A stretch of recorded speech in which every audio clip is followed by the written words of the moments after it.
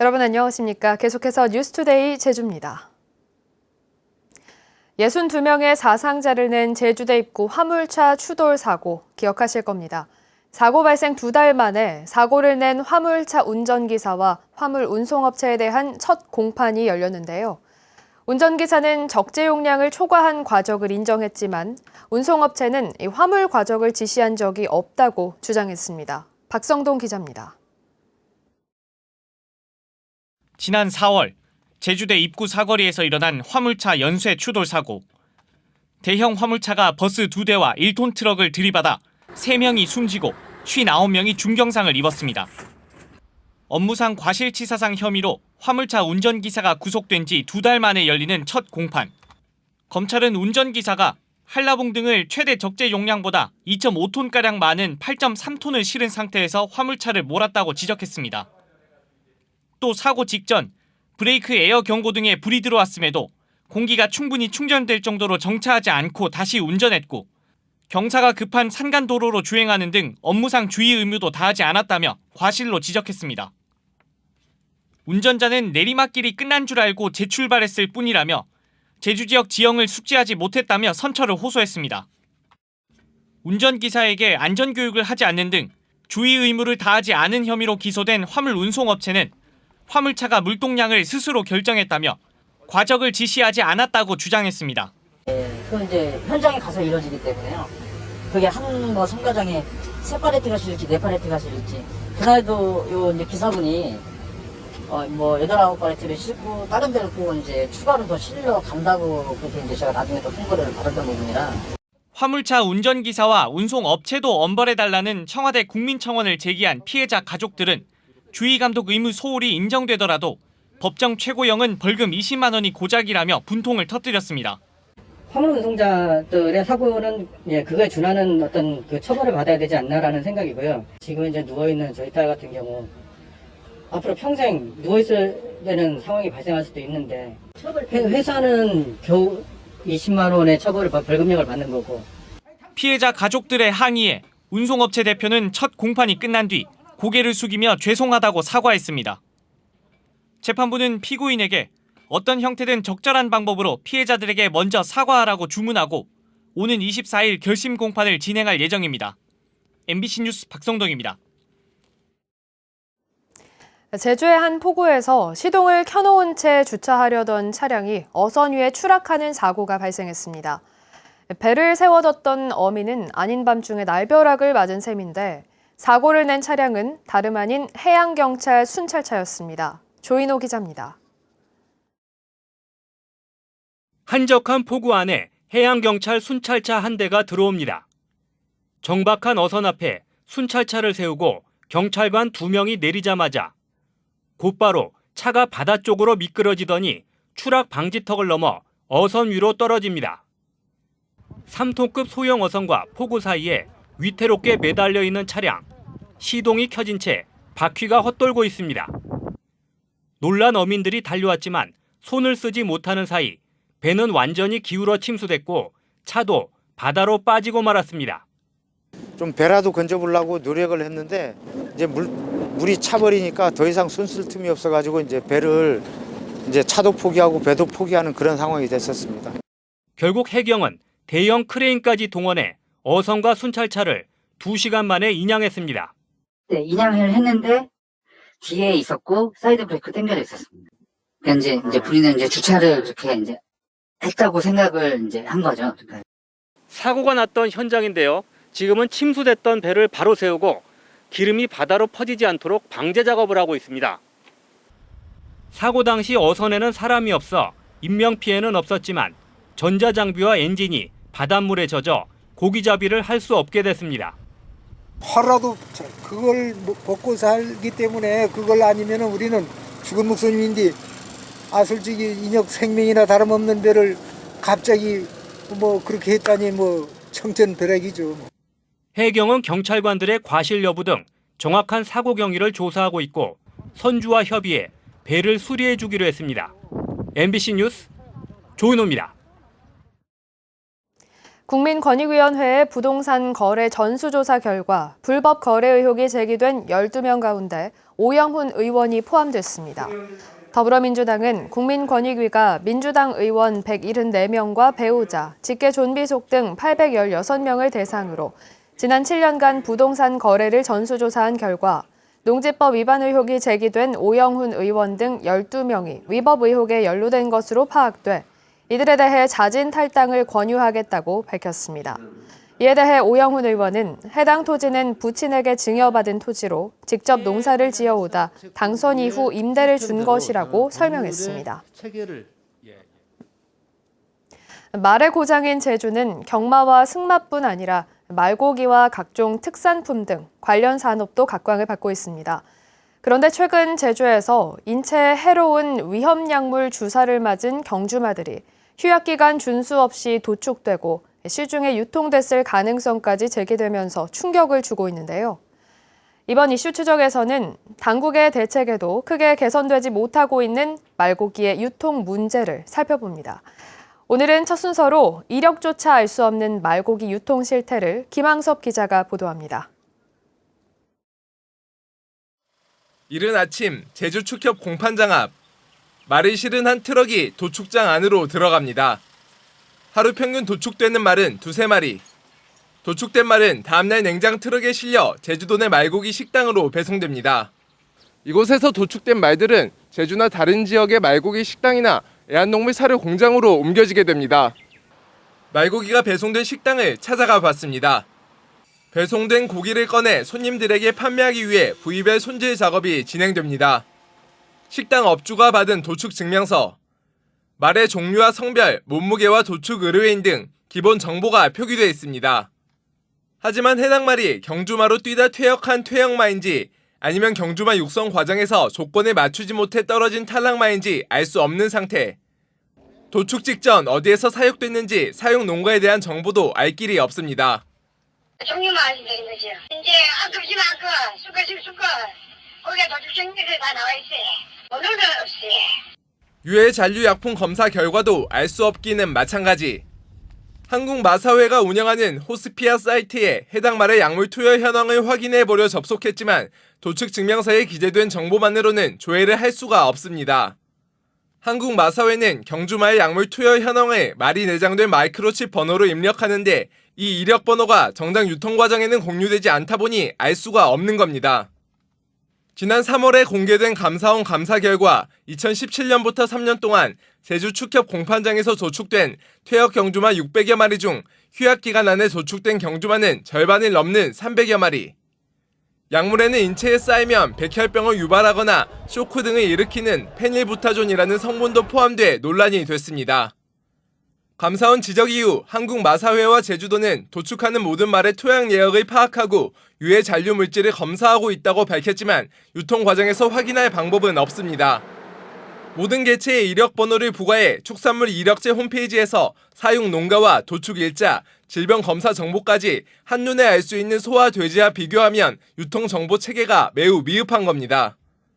포장처리라든가 판매장이라든가 이렇게 해서 유통에 서로 이렇게 표시하고 신고되는 사항들이 있는데 말고기는 도축 후 대부분이 그냥 식당으로 가요. 그래서 유통 체계가 지금 기존의 이력제랑은 좀 다른 면이 있고요. 한 해 평균 제주에서 도축되는 말은 더러블랙과 제주마, 한라마 등 900여 마리. 도축된 말고기는 생산 이력을 알 수 없는 깜깜한 유통 체계 속에 식당과 업체 등을 통해 소비되고 있습니다. MBC 뉴스 김항섭입니다. 최근 변이 바이러스에 의한 코로나19 감염이 급증하고 있습니다. 지난 한 달간 제주 지역 확진자의 40%가량이 변이 바이러스에 의한 감염으로 추정되고 있는데요. 제주도는 거리 두기를 연장하고 영업 제한도 강화하기로 했습니다. 박주연 기자입니다. 빠른 전파 속도로 집단 감염이 확산되기 시작한 지난달. 원인은 역시 변이 바이러스였습니다. 제주에서 추가 확인된 변이 바이러스 감염자는 8명. 제주시 직장과 피로연, 그리고 일가족 2개 집단과 관련한 3명과 개별 확진자 5명이 모두 영국발 알파 변이 감염으로 확인됐습니다. 지금까지 제주에서 확인된 변이 바이러스 확진자는 53명으로 이 가운데 51명이 영국발 알파 변이로 확인됐고 남아공발인 베타 변이와 인도발 델타 변이도 각각 1명씩 확인됐습니다. 변이 감염자 대부분인 49명이 5월 확진자로 방역당국은 이들과 역학적 연관성이 있는 135명이 영국발 알파 변이 바이러스에 감염된 것으로 보고 있습니다. 5월 한 달 동안 감염자 중에서 135명으로 5월 한 달간 감염자의 41.2%에서 변이 바이러스 감염이 된 것으로 보고 있습니다. 여기에다 확진자 접촉 없이 의심 증상이 나타나 검사를 받고 확진 판정을 받는 감염 경로 조사 중 확진자 비율은 이달 들어 20.8%로 높아졌습니다. 무증상 확진자 비율도 이달 전체 신규 확진자의 40%를 넘어서면서 제주도는 결국 현행거리 두기 2단계를 20일까지 일주일 연장하기로 했습니다. 또 다중이용업소 영업 제한 시간도 밤 10시까지로 1시간 앞당겨지고 5인 이상 사적 모임 금지 등 방역 수칙은 그대로 유지됩니다. 방역 수칙을 위반할 경우 사업자는 300만 원 이하, 이용자는 10만 원 이하의 과태료가 부과되며 감염 우려가 높은 경우 개별 사업장에 대해 집합 금지 처분을 실시할 방침입니다. 방역당국은 특히 최근 늘어나는 무증상 감염과 관련해 본인의 감염 사실을 모르고 일상생활을 유지해 수많은 2차 감염자를 낳을 수 있다며 불필요한 외출과 만남을 자제하고 방역 수칙을 철저히 지켜달라고 당부했습니다. MBC 뉴스 박주연입니다. 제주도가 여름철 피서 관광객이 급증할 것에 대비해 7월 집단 면역을 목표로 정부의 백신 조기 공급을 건의하기로 했습니다. 임태봉 제주도 보건복지여성국장은 도의회 예산결산특별위원회에 출석해 제주도가 7월에 집단 면역을 갖추면 많은 국민들이 제주에서 힐링을 하고 코로나 블루도 극복할 수 있다며 조기 접종을 정부에 건의하겠다고 말했습니다. 도의회는 오늘 본회의에 제주도민 백신 우선 접종 건의안을 상정합니다.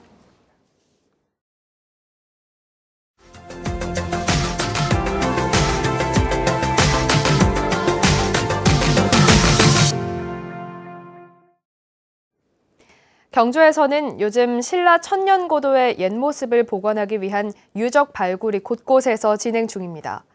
국립경주문화재연구소 발굴 현장에 동국대 경주 캠퍼스 전공 학생들이 참여해 산지식을 쌓으며 문화재 전문가를 꿈꾸고 있습니다. 포항 MBC 김형일 기자입니다. 신라 왕족과 귀족들의 집단 무덤이 산재해 있는 경주 쪽샘지구 발굴 현장. 나무로 곽을 짜서 만든 신라시대 덧널 무덤 3기가 이곳에서 발견됐습니다. 빗질을 하고 조심스레 흙을 파내자 1500년 전 유물이 조금씩 모습을 드러냅니다. 발굴 조사에는 고고 미술사학 전공 학생들이 참여했고 현장 실습 교육이 함께 이루어집니다. 작은 유물들 뚜껑이나 이런 게 확인됐잖아 벌써. 근데 거기가 바닥이랑 너무 높잖아. 그 아래 다시 유물이 있다는 거야. 알겠지? 학생들은 문화재 발굴과 유물의 보존 처리, 조사 보고서 작성까지 이론과 실습의 전 과정을 경험할 수 있습니다. 유물 같은 거 발굴 참여 직접 볼 수도 있고 아무래도 영상이나 사진으로 보는 것보다는 더 생생하게 보니까 더 가까이서 관찰할 수 있으니까 더 좋은 것 같아요. 경주문화재연구소와 동국대는 지난해 지성묘 공동 발굴을 성공적으로 마쳤고 올해는 신라시대 목광묘를 공동 발굴하고 있습니다. 올해는 또 이제 다른 시대 목광묘를 중심으로 하는 발굴이어서 이제 목광묘와 관련된 유물이나 유구를 이제 확인할 수 있어서 문화재청이 주관하고 문화재연구소와 대학이 공동 발굴을 통해 국내에서 시너지 효과를 거둔 첫 사례로 꼽히고 있습니다. 그래서 실질적으로 그 지역의 대학하고 이제 국가기관의 연구소가 같이 공동 발굴을 함으로써 또 이제 그 미래의 고고학 또 인재들을 양성할 수 있고. 문화재 발굴 현장에서 이루어지는 생생한 현장 교육이 미래 고고학 인재 양성의 새로운 모델로 주목받고 있습니다. MBC 뉴스 김형일입니다.